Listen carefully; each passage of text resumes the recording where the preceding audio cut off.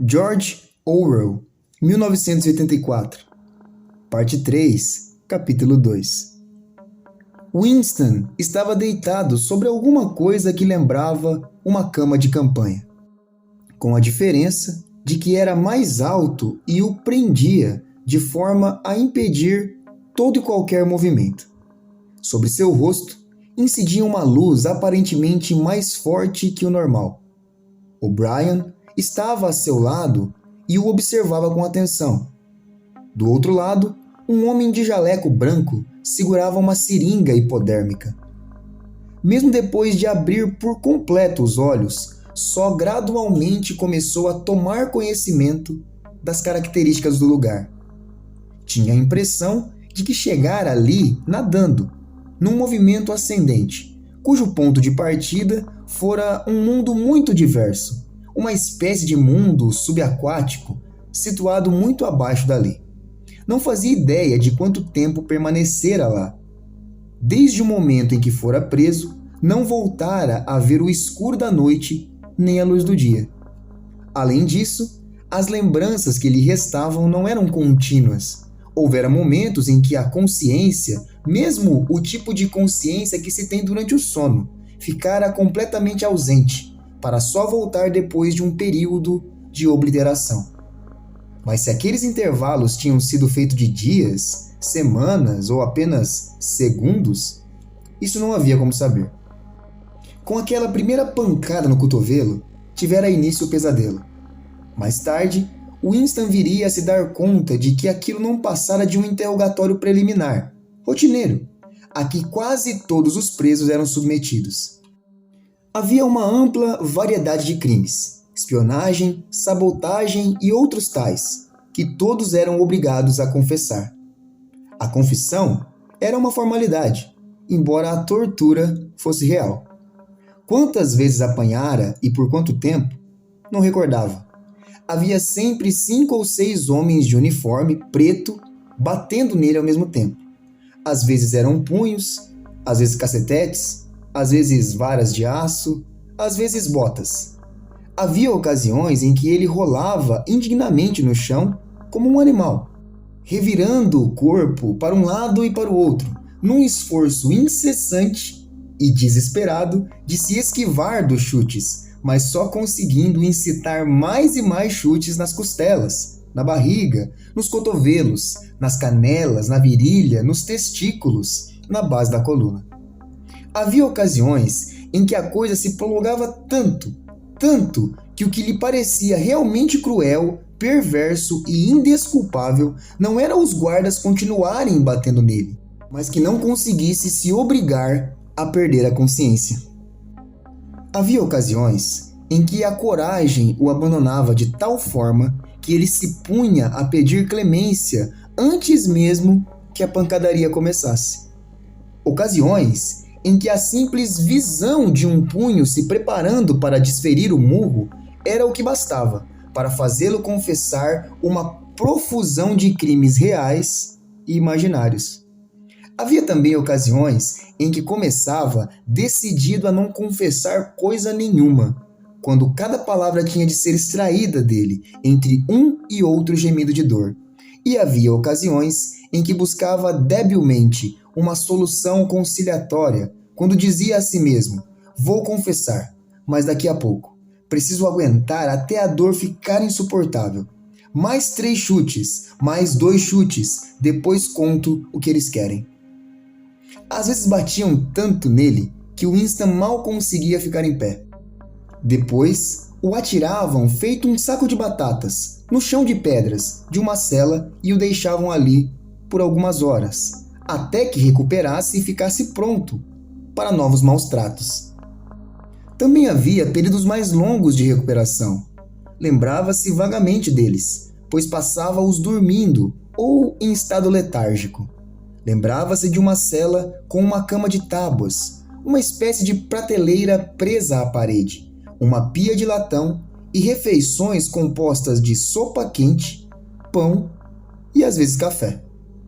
Lembrava-se de um barbeiro carrancudo que vinha fazer sua barba e cortar seu cabelo, e também de homens de jaleco branco, sempre muito sérios e antipáticos, que tomavam seu pulso, examinavam seus reflexos, levantavam suas pálpebras, tateavam-no com dedos brutos à procura de ossos quebrados e espetavam agulhas em seu braço para fazê-lo dormir.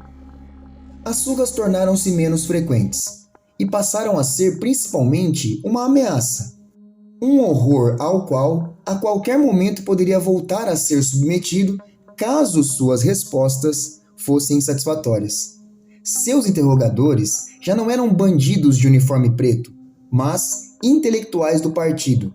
Homenzinhos rechonchudos, com movimentos ágeis e óculos brilhantes, que se alternavam para questioná-lo em sessões que duravam, assim lhe parecia, não tinha como saber ao certo, de 10 a 12 horas ininterruptas. Esses outros interrogadores cuidavam de submetê-lo a um desconforto físico constante.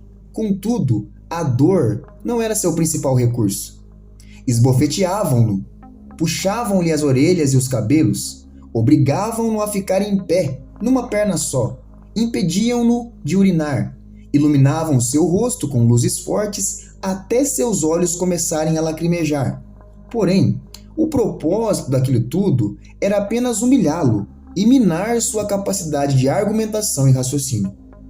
A verdadeira arma deles era o interrogatório inclemente, questionamentos que se estendiam por horas a fio, sem interrupção, durante os quais o induziam a uma série de erros, pregavam-lhe peças, distorciam tudo o que ele dizia, incriminando-o a cada passo com mentiras e contradições, até que ele começava a chorar não só de vergonha, como também de exaustão nervosa.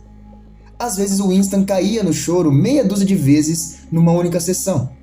Na maior parte do tempo, enchiam-no de impropérios e a cada momento de hesitação ameaçavam entregá-lo de novo aos guardas. Às vezes, porém, mudavam de repente de tom e passavam a chamá-lo de camarada. Dirigiam-lhe apelos em nome do Sosing e do grande irmão e perguntavam com pesar se depois de tudo que havia passado não lhe restaria uma dose mínima de lealdade ao partido que o fizesse desejar desfazer o mal que havia causado. Com os nervos em frangalhos, depois de horas e mais horas de interrogatório, até esse apelo era capaz de reduzi-lo a lágrimas lamurientas. Aquelas vozes enervantes acabavam por subjugá-lo mais completamente que as botas e os punhos dos guardas. Winston tornou-se apenas uma boca que revelava, uma mão que assinava tudo o que exigissem que assinasse. Sua única preocupação era descobrir o que queriam que confessasse e em seguida confessar depressa, antes que a intimidação recomeçasse. Confessou ter assassinado membros eminentes do partido, distribuído panfletos sediciosos, desviado recursos públicos, vendido segredos militares, cometido todo tipo de sabotagem. Confessou ser, desde 1968, um espião a soldo do governo lestasiano. Confessou ser crente religioso, admirador do capitalismo e pervertido sexual. Confessou ter matado sua mulher, embora soubesse, como deveriam saber seus inquiridores, que ela estava viva. Confessou ter mantido contato pessoal com Goldstein durante anos a fio, além de ter sido membro de uma organização secreta da qual participavam quase todos os seres humanos que Winston conhecera na vida. Era mais fácil confessar tudo e comprometer todo mundo. Além do mais, em certo sentido, era tudo verdade. Era verdade que fora um inimigo do partido, e aos olhos do partido não havia a menor diferença entre pensamento e ação. Winston também guardava lembranças de outro tipo. Elas sobressaíam de maneira desconexa em sua mente, como fotos circundadas por áreas de escuridão. Achava-se numa cela que não sabia dizer se estava às escuras ou se era iluminada, pois não conseguia ver nada além de um par de olhos. Perto dele, algum tipo de instrumento tic-taqueava vagarosamente e regularmente. Os olhos tornavam-se maiores e mais brilhantes. De repente, ele se levantava da cadeira e começava a flutuar, efetuando um mergulho em direção aos olhos e sendo engolido por eles. Estava atado a uma cadeira cercada por mostradores sob luzes ofuscantes. Um homem de jaleco branco lia os mostradores. Do lado de fora ouvia-se um tropel de botas. A porta se abria com um clangor. O oficial, de rosto ceráceo, entrava, acompanhado por 2 guardas. Quarto 101, dizia o oficial. O homem de jaleco branco não se virava. Tampouco olhava para Winston. Só olhava para os mostradores. Deslizava por um corredor vastíssimo, com 1 quilômetro de largura, banhado por uma luz gloriosa, dourada, rindo a bandeiras despregadas e fazendo confissões em altos brados. Confessava tudo, até as coisas que conseguia calar sob tortura. Estava contando toda a história de sua vida para uma audiência que já a conhecia. Com ele estavam os guardas, os outros interrogadores, os homens de jaleco branco, O'Brien, Julia, o Sr. Sherrington, todos deslizando junto pelo corredor às gargalhadas. Algo de terrível que o futuro ocultava havia sido de alguma forma driblado e não se concretizara. Estava tudo certo. Não havia mais dor. O último detalhe de sua vida fora revelado, compreendido, perdoado. Estava se levantando da cama de tábuas, quase certo de ter ouvido a voz de O'Brien. Ao longo de todo o processo interrogatório, embora em nenhum momento o visse, Winston tinha a sensação de que O'Brien estava junto de seu cotovelo, fora de seu campo de visão. Era O'Brien que comandava tudo. Era ele que lançava os guardas contra Winston e também quem impedia que o matassem. Era ele que decidia quando Winston devia gritar de dor, quando devia ter um descanso, quando devia ser alimentado, quando devia dormir, quando as drogas deviam ser injetadas em seu braço. Era ele que fazia as perguntas e sugeria as respostas. O'Brien era o algoz, o protetor, o inquisidor, o amigo. E certa feita, Winston não conseguia recordar se fora num período de sono induzido por drogas ou num período de sono natural ou mesmo num momento de vigília. Uma voz murmurara em seu ouvido: "Não se preocupe, Winston. Você está sob os meus cuidados. Durante 7 anos zelei por você. Agora chegou o momento decisivo. Vou salvar você. Vou torná-lo perfeito." Não sabia ao certo se era a voz de O'Brien, mas era a mesma voz que lhe dissera: "Ainda nos encontraremos, no lugar onde não há escuridão." Naquele outro sonho de 7 anos antes. Não se lembrava de ter havido um encerramento em seu interrogatório. Num certo período, tudo ficara às escuras. Depois a cela, ou o quarto, em que agora se encontrava, fora gradualmente se materializando à sua volta. Estava quase na horizontal e não podia se mexer. Tinha o corpo atado em todos os pontos essenciais. Até sua nuca estava presa. O'Brien olhava para ele com expressão grave e entristecida. Seu rosto, visto de baixo, parecia rude e abatido, com olheiras e rugas que iam do nariz ao queixo. Era mais velho do que Winston imaginara. Devia ter uns 48 ou 50 anos. Debaixo de sua mão havia um mostrador com uma alavanca e números ocupando sua circunferência. "Eu falei", disse O'Brien, "que se voltássemos a nos encontrar, seria aqui." "É verdade", concordou Winston. Sem aviso prévio, exceto por um pequeno movimento da mão de O'Brien, uma onda de dor invadiu seu corpo. Era uma dor apavorante, pois Winston não conseguia ver o que estava acontecendo e tinha a sensação de estar sendo alvo de algum tipo de lesão fatal.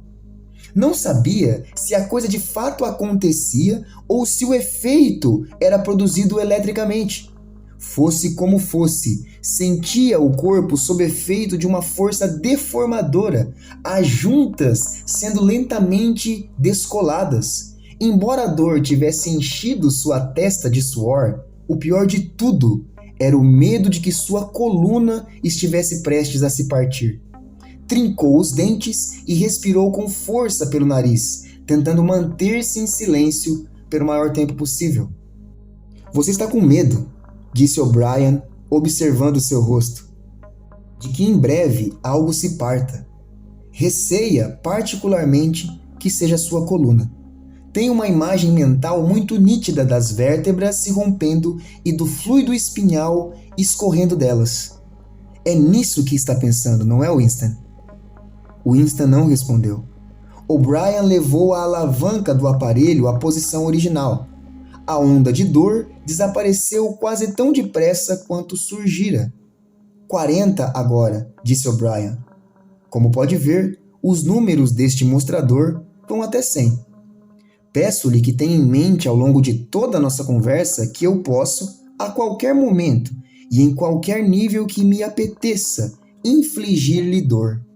Se me disser mentiras, ou tentar algum tipo de tergiversação, ou descer abaixo de seu grau costumeiro de inteligência, no mesmo instante começará a chorar de dor. Entendeu bem? Entendi, disse Winston. Os modos de O'Brien tornaram-se menos severos. Ajeitou os óculos, pensativo, e deu 1 ou 2 passos para lá e para cá. Quando voltou a falar, seu tom de voz era gentil e paciente. Tinha o ar de um médico, de um professor e mesmo de um sacerdote, preocupado em explicar e persuadir, mais do que em punir. Estou perdendo algum tempo com você, Winston, disse, porque é um caso que vale a pena. Você sabe muito bem qual é o seu problema. Faz anos que está a par dele, embora vinha tentando negá-lo. Você é mentalmente desequilibrado. Tem problemas de memória, não consegue se lembrar de acontecimentos reais e convence a si mesmo de que se recorda de coisas que nunca aconteceram. Felizmente isso tem cura. Se até agora você não se curou, foi porque não quis. Havia um pequeno esforço de vontade que não estava disposto a fazer. Mesmo agora, como eu sei, você se agarra à sua doença porque a considera uma virtude. Vejamos um exemplo. Com que potência a Oceânia está em guerra atualmente? Quando me prenderam, a Oceânia estava em guerra com a Lestásia. Com a Lestásia? Ótimo! E a Oceânia sempre esteve em guerra com a Lestásia, não é mesmo? Winston respirou fundo. Abriu a boca para falar, mas permaneceu mudo. Não conseguia tirar os olhos do mostrador que O'Brien tinha nas mãos. A verdade, Winston, por favor, a sua verdade. Conte-me o que acha que se lembra. Lembro-me de que até uma semana antes de eu ser preso, não era com a Lestásia que estávamos em guerra. Éramos aliados deles. A guerra era com a Eurásia. E foi assim nos últimos 4 anos. Antes disso, O'Brien interrompeu com um movimento da mão. Vejamos outro exemplo, disse. Há alguns anos você teve uma alucinação gravíssima. Achou que 3 homens, 3 ex-membros do partido, que atendiam pelos nomes de Jones, Aronson e Rutherford, homens executados por traição e sabotagem, depois de terem feito as confissões mais cabais, não eram culpados dos crimes pelos quais tinham sido denunciados. Imaginou ter visto uma evidência documental inequívoca de que aquelas confissões eram falsas. Havia uma certa foto sobre a qual você teve uma alucinação. Acreditava tê-la realmente segurado nas mãos. Uma foto mais ou menos como esta. Um recorte de jornal retangular surgiu entre os dedos de O'Brien e foi mantido por cerca de 5 segundos no campo de visão de Winston. Era uma foto e não havia dúvida sobre a sua identidade. Era a foto. Uma cópia da foto em que Jones, Aronson e Rutherford apareciam na cerimônia do partido em Nova York. A foto que, 11 anos antes, lhe caíra acidentalmente nas mãos e que ele de pronto destruíra. O'Brien a pôs diante de seus olhos por um instante, depois tornou a ocultá-la. Mas Winston a vira, Isso era inquestionável. Fez um esforço desesperado, agonizante, para desprender a parte superior do corpo. Era impossível movimentar-se 1 centímetro que fosse, em qualquer direção. Na hora, esqueceu-se até do mostrador com a alavanca. Tudo o que queria era ter novamente aquela foto entre os dedos, ou ao menos olhar de novo para ela. "Ela existe!" gritou. "Não!" disse O'Brien. Foi até o outro lado da sala. Havia um buraco da memória na parede oposta. O'Brien levantou a grade. Sem que ninguém a visse, a frágil tira de papel agora rodopiava na corrente de ar quente. Desaparecia numa língua de fogo. O'Brien se afastou da parede. "Cinzas", disse. "Nem mesmo cinzas identificáveis. Pó. Ela não existe. Nunca existiu." "Mas existiu, ainda existe, existe na memória. Eu me lembro. Você se lembra." "Eu não me lembro", disse O'Brien. O coração de Winston se apertou. Aquilo era duplo pensamento. Sentiu-se dominado por uma impotência esmagadora. Se pudesse ter certeza de que O'Brien estava mentindo, isso, ao que parecia, não teria feito diferença. Mas era perfeitamente possível que O'Brien tivesse de fato esquecido a fotografia. E se fosse assim, já teria se esquecido de que afirmara não se lembrar dela. Teria se esquecido do próprio esquecimento. Como ter certeza de que aquilo não passava de um embuste? Talvez o desequilíbrio mental pudesse mesmo acontecer. Foi esse o pensamento que selou sua derrota. O'Brien o observava com expressão especulativa. Tinha mais do que nunca o ar de um professor lidando pacientemente com uma criança teimosa, porém promissora. Há um slogan do partido abordando o controle do passado, disse. Repita-o, por favor. Quem controla o passado, controla o futuro. Quem controla o presente, controla o passado. Repetiu Winston, obediente. Quem controla o passado, controla o futuro. Quem controla o presente, controla o passado, disse O'Brien, balançando lentamente a cabeça para demonstrar sua aprovação. Você acha, Winston, que o passado tem uma existência real? O sentimento de importância tornou a se apossar de Winston. Seus olhos se apressaram em mirar o mostrador. Não apenas desconhecia se a resposta que o resguardaria da dor era sim ou não, como estava inseguro quanto à resposta que ele próprio acreditava ser a verdadeira. O'Brien esboçou um sorriso. A metafísica não é seu forte, Winston, disse. Até este momento, você nunca havia se perguntado o que é que as pessoas entendem por existência. Vou formular a pergunta com mais precisão. Por acaso, o passado existe completamente no espaço? Há, em alguma parte, um lugar, um mundo de objetos sólidos onde o passado ainda esteja acontecendo? Não. Então, onde o passado existe, se de fato existe? Nos documentos, está registrado. Nos documentos. E na mente, na memória humana. Na memória, muito bem. Nós, o partido, controlamos todos os documentos e todas as lembranças. Portanto, controlamos o passado, não é mesmo? Mas como vocês podem impedir que as pessoas se lembrem das coisas? Gritou Winston, tornando a se esquecer momentaneamente do mostrador. É involuntário. É uma coisa que foge ao controle da pessoa. Como podem controlar a memória? A minha vocês não controlaram. O'Brien voltou a assumir uma atitude severa. Levou a mão ao mostrador. Pelo contrário, disse, foi você que não a controlou. Por isso foi trazido para cá. Está aqui porque não teve humildade suficiente, não teve autodisciplina. Não se dispôs ao ato de submissão, que é o preço a ser pago pelo equilíbrio mental. Proferiu ser um lunático, uma minoria de um. Só a mente disciplinada enxerga a realidade, Winston. Você acha que a realidade é uma coisa objetiva, externa, algo que existe por conta própria? Também acredita que a natureza da realidade é autoevidente? Quando se deixa levar pela ilusão de que vê alguma coisa, supõe que todos os outros veem o mesmo que você vê. Mas eu lhe garanto, Winston, a realidade não é externa. A realidade existe na mente humana e em nenhum outro lugar.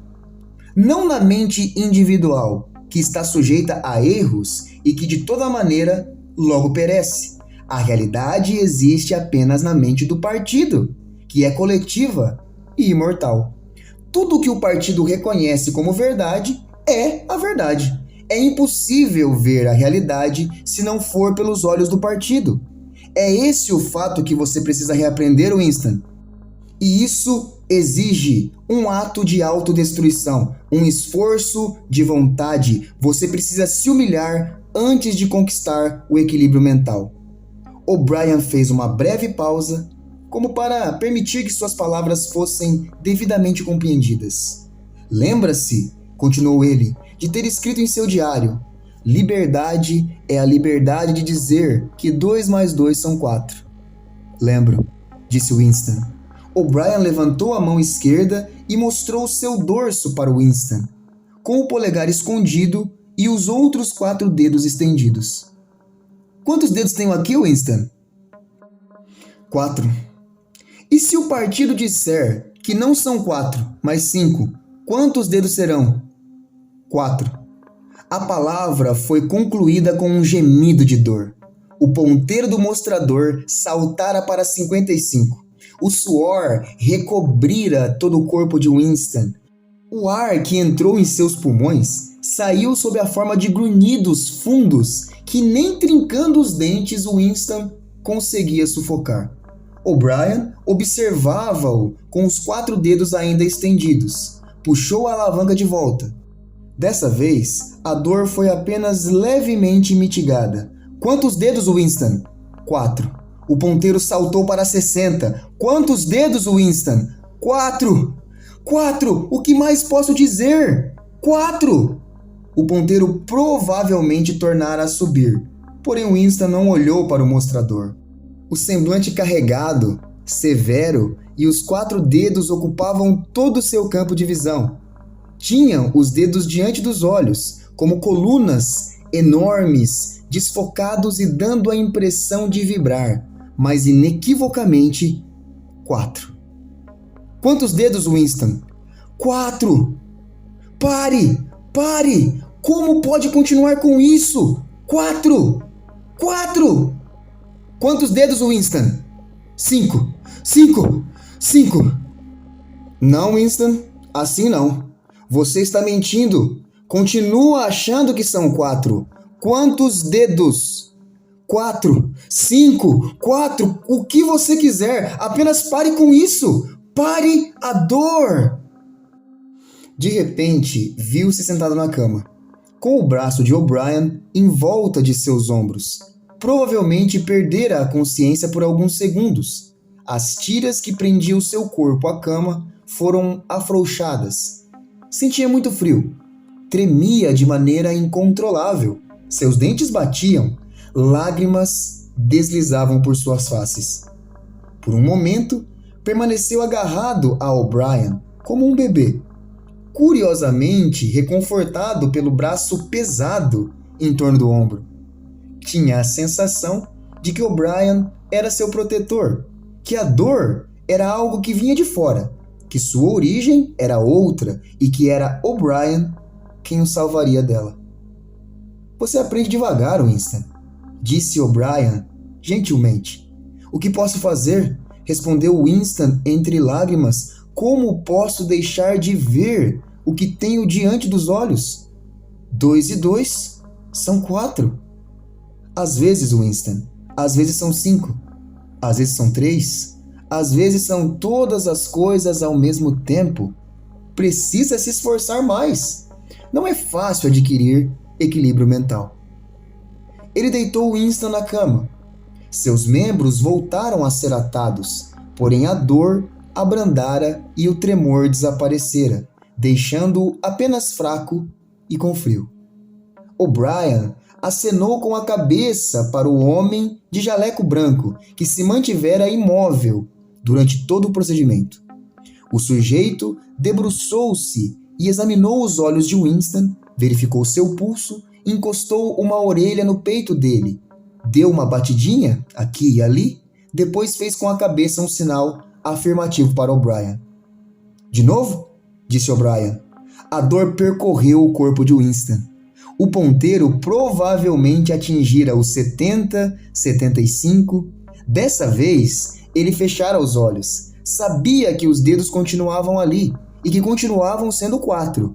A única coisa que importava era encontrar uma maneira de permanecer vivo até o espasmo chegar ao fim. Já não sabia se estava gritando ou não. A dor tornou a diminuir. Abriu os olhos. O'Brien levara a alavanca de volta para a posição original. Quantos dedos, Winston? 4. Imagino que sejam 4. Eu veria 5 se pudesse. Estou tentando ver 5. O que você quer? Me convencer de que vê 5 ou realmente vê-los? Vê-los? De novo, disse O'Brien. O ponteiro talvez estivesse em 80, 90. Só em intervalos Winston conseguia se lembrar do motivo por que a dor lhe estava sendo infligida. Atrás das pálpebras, obstinadamente fechadas, uma floresta de dedos parecia se mover numa espécie de dança, embaralhando-se e desembaralhando-se, desaparecendo uns atrás dos outros e reaparecendo outra vez. Winston tentava contá-los, não se lembrava por quê. Sabia apenas que era impossível contá-los e que de alguma forma isso se devia à misteriosa identidade entre 5 e 4. A dor voltou a diminuir.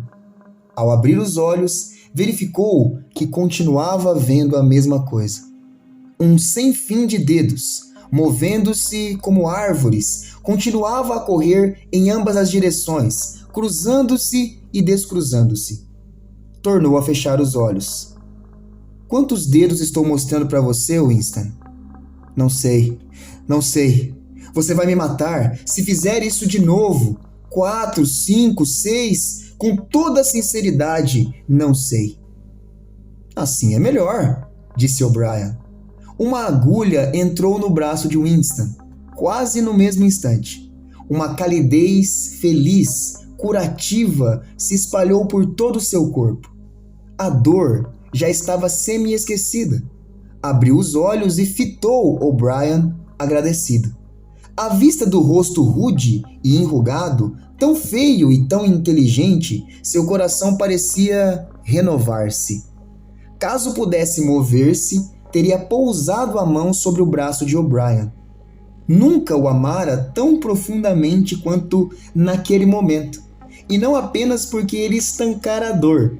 Reavivara-se em seu íntimo o velho sentimento de que, no fundo, não importava se O'Brien era amigo ou inimigo. O'Brien era alguém com quem se podia conversar. Talvez fosse mais importante ser compreendido que amado. A tortura a que O'Brien o submetera deixara-o à beira da demência. E em breve, O'Brien certamente o mandaria para a morte. Não tinha a menor importância. Num sentido que ia ainda mais fundo que a amizade, eram muito íntimos. Em algum lugar, embora as palavras talvez jamais viessem a ser ditas de fato, havia um local em que podiam se encontrar e conversar.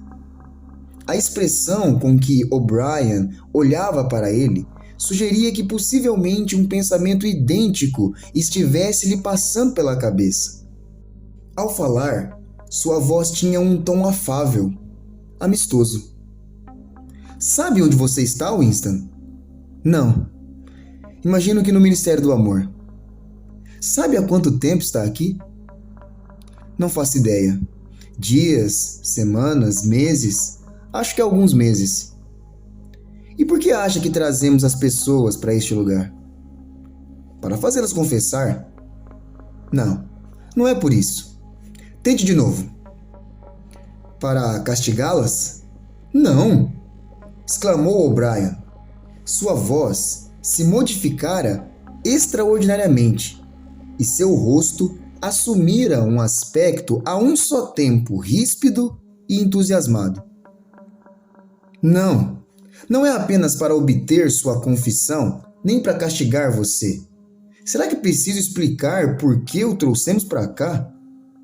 Foi para curá-lo, para fazer de você uma pessoa equilibrada. Será que é tão difícil assim você entender, Winston? Que ninguém sai deste lugar sem estar curado? Não estamos preocupados com aqueles crimes idiotas que você cometeu. O partido não se interessa pelo ato em si.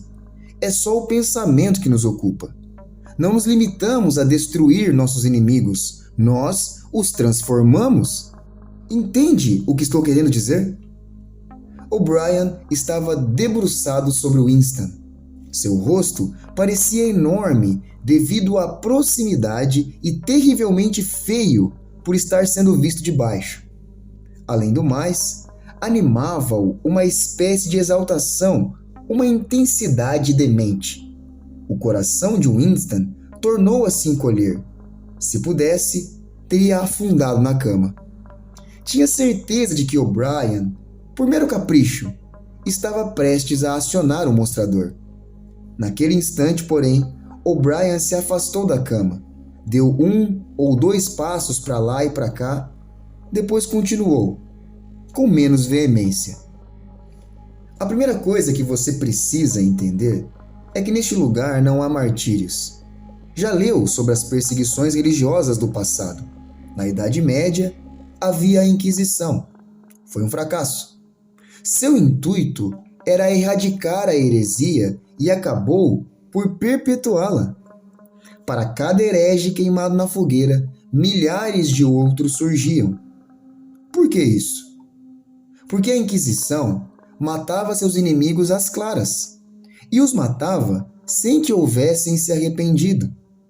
Na verdade, matava-os porque não se arrependiam. As pessoas morriam porque não renunciavam às suas verdadeiras crenças. Naturalmente, toda a glória ficava com a vítima e toda a vergonha com o inquisidor que a mandara para a fogueira. Mais tarde, no século XX, vieram os totalitários. Como eram chamados? Os nazistas alemães e os comunistas russos. A perseguição que os russos faziam às heresias era ainda mais cruel que a da Inquisição. Eles imaginavam que tinham aprendido com os erros do passado. Pelo menos sabiam que não podiam produzir mártires. Antes de expor as vítimas a julgamentos públicos, tratavam de destruir deliberadamente sua dignidade. Arrasavam-nas por meio de tortura e solidão, até transformá-las em criaturas lamentáveis, amedrontadas e desprezíveis, dispostas a confessar tudo o que lhes pusessem na boca, cobrindo-se a si próprias de injúrias, fazendo acusações e protegendo-se umas atrás das outras, suplicando clemência.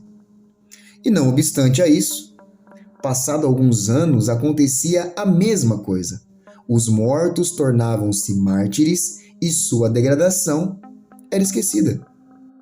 Me diga, uma vez mais, por que isso acontecia? Em primeiro lugar, porque suas confissões tinham sido evidentemente extorquidas e eram falsas. Não cometemos esse tipo de erro. Todas as confissões proferidas aqui são verdadeiras. Fazemos com que sejam verdadeiras. E, sobretudo, não permitimos que os mortos se levantem contra nós. Você precisa parar de ficar achando que a posteridade o absolverá, Winston. A posteridade nunca ouvirá falar de você. Você será excluído do rio da história. Transformaremos você em gás e o mandaremos para a estratosfera. Não vai sobrar nada de você, nem seu nome no livro de registros, nem sua memória num cérebro vivo.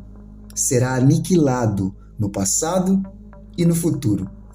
Nunca terá existido. Então por que perdem tempo me torturando? Pensou Winston, com amargura passageira. O'Brien estacou, como se Winston tivesse pensado em voz alta. Com os olhos ligeiramente estreitados, seu rosto grande e feio se aproximou. Está pensando que, ele disse, se pretendemos destruí-lo tão absolutamente, de modo que nada do que você diga ou faça tenha a menor importância. Nesse caso, por que nos damos ao trabalho de interrogá-lo antes? Era isso que estava pensando, não era? Era, disse Winston. O'Brien esboçou um sorriso. Você é uma pessoa defeituosa, Winston. Uma nódoa a ser limpa. Não acabei de dizer que somos diferentes dos perseguidores do passado? Não nos contentamos com a obediência negativa, nem com a submissão mais abjeta. Quando finalmente se render a nós, terá de ser por livre e espontânea vontade. Não destruímos o herege porque ele resiste a nós. Enquanto ele se mostrar resistente, jamais o destruiremos. Nós o convertemos, capturamos o âmago de sua mente, remodelamos o herege, extirpamos dele todo o mal e toda a ilusão. Trazemos o indivíduo para o nosso lado, não de forma superficial, mas genuinamente, de corpo e alma. Antes de eliminá-lo, fazemos com que se torne um de nós. É intolerável para nós a existência em qualquer parte do mundo de um pensamento incorreto, por mais secreto e impotente que seja. Nem no momento da morte podemos permitir o mínimo desvio. Antigamente, o herege ia para a fogueira ainda herege, proclamando sua heresia, regozijando-se dela. Até a vítima dos expurgos russos tinha permissão para levar a revolta armazenada no crânio enquanto avançava pelo corredor, à espera da bala. Nós tornamos o cérebro perfeito antes de destroçá-lo. A ordem dos antigos despotismos era: não farás. A ordem dos totalitários era: farás. Nossa ordem é: és. Ninguém que seja trazido para este lugar se rebela contra nós. Todos passam por uma lavagem completa. Até aqueles 3 traidores miseráveis em cuja inocência você acreditava, Jones, Harrison e Rutherford, por fim se dobraram. Participei do interrogatório deles. Vi como foram pouco a pouco se consumindo, como se lamentavam, como rastejavam, como choravam. E no final, não foi com dor nem com medo, apenas com penitência. Quando acabamos com eles, estavam reduzidos a uma casca. Não havia mais nada dentro deles, exceto o arrependimento pelo que tinham feito e o amor pelo grande irmão. Era tocante ver como o amavam. Imploravam para que os liquidássemos depressa, a fim de que pudessem morrer, com a mente ainda limpa. A voz de O'Brien assumira um tom quase sonhador. Em seu rosto ainda era possível notar o arrebatamento, o entusiasmo delirante. Ele não está fingindo, pensou Winston. Não é um hipócrita. Acredita em cada palavra do que diz. O que mais o oprimia era a consciência de sua inferioridade intelectual. Observava o vulto pesado e, todavia, gracioso, andando de um lado para o outro, entrando e saindo de seu campo de visão.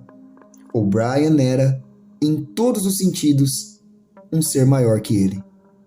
Não havia ideia que tivesse ocorrido a Winston ou que pudesse vir a ocorrer um dia que O'Brien não conhecesse havia muito e que já não tivesse examinado e descartado. Sua mente continha a de Winston. Nesse caso, como podia ser verdade que O'Brien fosse um demente? A demência só podia ser dele, Winston. O'Brien parou e olhou para ele. Sua voz voltou a assumir um tom severo. Não pense que se salvará, Winston. Por mais absoluta que seja sua rendição, Ninguém que tenha se desencaminhado foi poupado. E mesmo que resolvêssemos deixá-lo viver, até o fim de seus dias, mesmo assim você jamais se escaparia de nós. O que lhe acontecer aqui é para sempre. Tenha isso em mente desde já. Nós o esmagaremos. Deixaremos você num estado do qual não há retorno. Vão lhe suceder coisas das quais você não poderia se recuperar, nem que vivesse 1000 anos. Nunca mais lhe será possível ter sentimentos humanos comuns. Tudo estará morto dentro de você. Nunca mais lhe será possível experimentar o amor, a amizade, a alegria de viver, o riso, a curiosidade, a coragem ou a integridade. Ficará oco. Vamos espremê-lo até deixá-lo vazio e depois o preencheremos conosco mesmos. O'Brien fez uma pausa e gesticulou para o homem de jaleco branco. Winston sentiu que um dispositivo pesado estava sendo acoplado atrás de sua cabeça. O'Brien sentou-se ao lado da cama, de modo que seu rosto ficou quase no mesmo nível do de Winston. 3.000, disse falando por cima da cabeça de Winston com o sujeito de jaleco branco. 2 almofadas macias, que pareciam ligeiramente úmidas, foram fixadas às têmporas de Winston. Ele estremeceu. Havia dor a caminho. Um novo tipo de dor. De maneira tranquilizadora, quase afetuosa, O'Brien pôs uma mão sobre a sua. Dessa vez não vai doer, disse. Mantenha os olhos fixos nos meus. Sobreveio uma explosão devastadora, ou o que pareceu ter sido uma explosão, embora não fosse possível saber se houvera algum ruído. Uma faísca ofuscante, sem dúvida houvera. Winston não estava ferido, sentia-se apenas extenuado. Apesar de já estar deitado de costas quando a coisa aconteceu, ficou com a curiosa sensação de ter sido arremessado no ar. Um soco impressionante e indolor o deixara estatelado. Além disso, algo acontecera no interior de sua cabeça. Conforme seus olhos recuperavam o foco, começou a recordar quem era e onde estava. E em seguida reconheceu o rosto que o encarava. Porém, em algum lugar havia uma grande porção de vazio, como se tivessem arrancado um pedaço do seu cérebro. Vai passar, disse O'Brien. Olhe nos meus olhos. Com que país a Oceânia está em guerra? Winston refletiu. Sabia o que significava Oceânia e que ele próprio era um cidadão da Oceânia. Também se lembrava da Eurásia e da Lestásia. Porém, não sabia quem estava em guerra com quem. A bem da verdade, nem sabia que havia uma guerra em andamento. Não me lembro. A Oceânia está em guerra com a Lestásia. Lembra agora? Lembro. A Oceânia sempre esteve em guerra com a Lestásia. Essa guerra existe, sem interrupções, desde o seu nascimento, desde a fundação do partido, desde o princípio da história. Sempre a mesma guerra. Lembra disso? Lembro. Há 11 anos, você inventou uma lenda sobre 3 homens que tinham sido condenados à morte por traição. Imaginava ter visto um pedaço de papel que provava a inocência deles. Esse pedaço de papel nunca existiu. Foi uma invenção sua, na qual você posteriormente passou a acreditar. Agora, você recorda o momento exato em que inventou essa história? Lembra disso? Lembro. Agora há pouco, mostrei-lhe os dedos da minha mão. Você viu 5 dedos, lembra disso? Lembro. O'Brien mostrou os dedos de sua mão esquerda, com o polegar abaixado. Tem 5 dedos aqui. Está vendo 5 dedos? Estou. E de fato os viu. Por um brevíssimo instante, antes que o cenário de sua mente se alterasse, viu 5 dedos e não havia deformação. Então tudo voltou ao normal e retornaram o velho medo, o ódio e a perplexidade. Mas houvera um momento, Winston não sabia determinar sua duração, talvez 30 segundos, de certeza luminosa, um momento durante o qual cada nova sugestão de O'Brien preenchia uma porção de vazio e se tornara verdade absoluta, e em que 2 e 2 teriam sido 3, com a mesma facilidade com que seriam 5, dependendo do que fosse necessário. A certeza se desfizera antes de O'Brien abaixar a mão. Mas embora Winston não fosse capaz de recapturá-la, lembrava-se dela como alguém se lembra de um episódio marcante, ocorrido num período remoto de sua vida, quando era de fato outra pessoa. "Está vendo?" disse O'Brien. "Como é perfeitamente possível?" "Estou." Com expressão satisfeita, O'Brien se levantou. À sua esquerda, Winston viu o homem de jaleco branco quebrar uma ampola e puxar o êmbolo de uma seringa. O'Brien virou-se para Winston com um sorriso, quase à maneira antiga. Ajeitou os óculos no nariz. "Lembra-se de ter escrito no seu diário?" disse. "Que não importava se era amigo ou inimigo, pois ao menos era alguém que compreendia você, uma pessoa com quem podia conversar." "Você tinha razão. Gosto de conversar com você. Sua mente me atrai.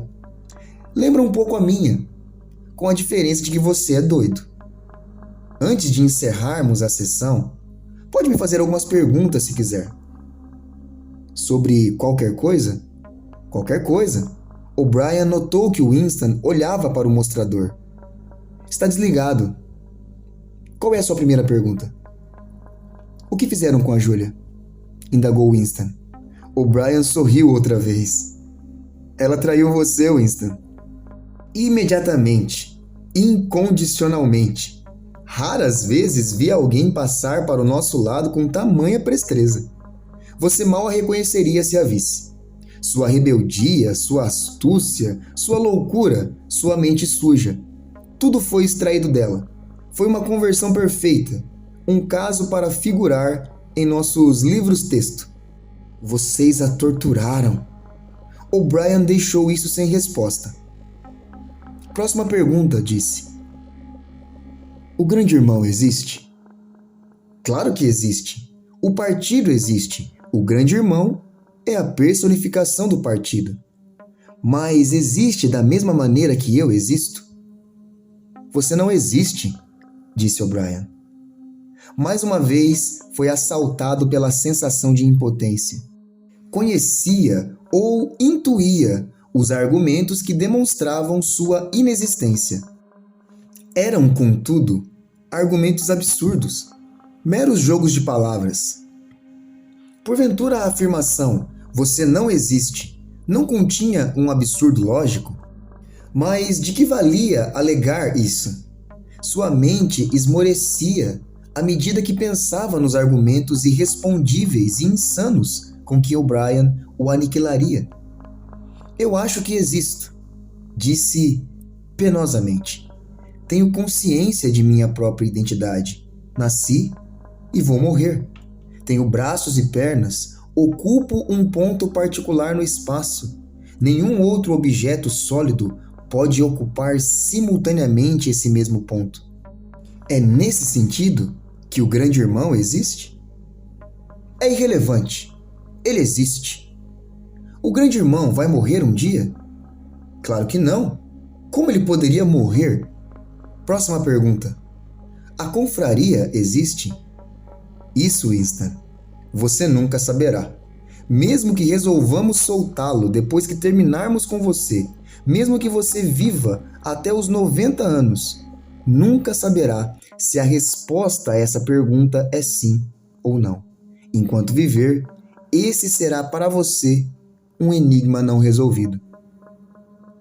Winston permaneceu em silêncio. Seu peito se movimentava para cima e para baixo, a uma velocidade um pouco maior. Ainda não fizera a pergunta que fora a primeira a assomar à sua mente. Precisava fazê-la. No entanto, era como se sua língua se recusasse a formulá-la. Via-se uma sombra de divertimento no rosto de O'Brien. Até seus óculos pareciam ter um brilho irônico. Ele sabe, pensou Winston de repente. Ele sabe o que eu vou perguntar. Ao pensar nisso, as palavras irromperam de sua boca. O que tem no quarto 101? A expressão do rosto de O'Brien não se modificou. Respondeu secamente. Você sabe o que tem no quarto 101, Winston. Todo mundo sabe o que tem no quarto 101. Levantou um dedo para o homem de jaleco branco. Evidentemente a sessão chegara ao fim. Uma agulha perfurou o braço de Winston, que caiu quase de imediato num sono profundo.